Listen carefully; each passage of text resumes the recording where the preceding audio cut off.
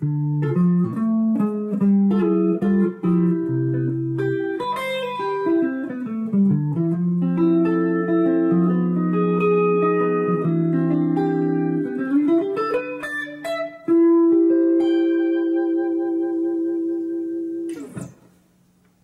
there, Max Rich with Totally Electric Guitars.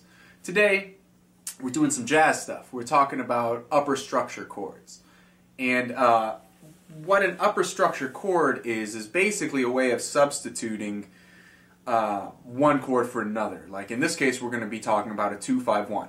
So if all of this already sounds foreign to you, 2-5-1s and chord substitutions, you know, you should really go back and check out some intro lessons to, you know, like chord harmony, major 7, major 9, minor 9, these types of things, and really kind of get your jazz theory, or I guess harmony theory, up a little bit, because we're going to be talking about some rather intense substitutions. And if you're unfamiliar with altered chords, or if you're unfamiliar with, you know, different ways of substituting or extending chords, then you should check out some of the earlier lessons.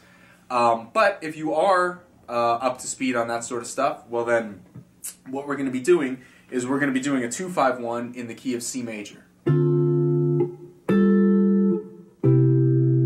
Right, so D minor 7, G7, C major 7. Real common in jazz, super common.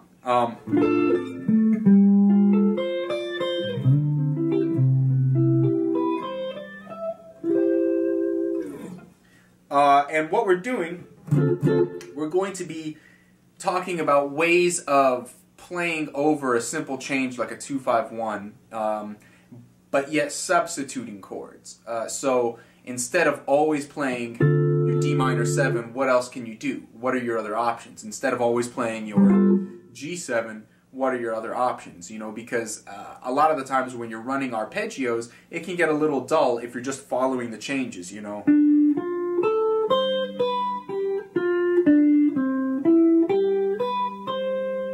You know, that's sort of, you know, it's good, and it's really important to be able to do that. But if you already know how to do that, and you want to then take it to the next step where you say, okay, well, how do I sound, how do I go more outside, or how do I create a little more modern jazz sound, right? You don't want to sound necessarily so like jazz from, you know, like the 20s, 30s, real standard type jazz where you're playing very traditionally, you know, you're just outlining arpeggios. What you want to do is, if you're into a little more new school type of jazz, you want to try to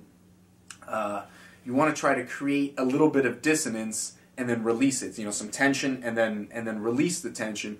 And you could do that on any chord. You know, like if you're playing over a D minor, you don't have to just happen over a dominant chord where there naturally is tension. There's not really much tension in this chord. However, if you take an arpeggio like that kind of a thing over that, it creates some tension and can lead you really nicely into, you know, the next chord. And it will certainly help teach you how to navigate the fretboard in a way that when you're visualizing it, you're not always thinking about the root. Because a lot of players, I notice, when it's time to play a D chord, they go to D and they do something like that. Start on the D chord. But, you know, same thing when it's time to play G7, they, you know, something like that, you know. But if you want to take it another step, you have to really analyze what chords can be placed or what chords can be played instead of those chords, and how do you go about soloing or improvising or playing arpeggios over those newly substituted chords. So follow me, because that's what we're going to do today.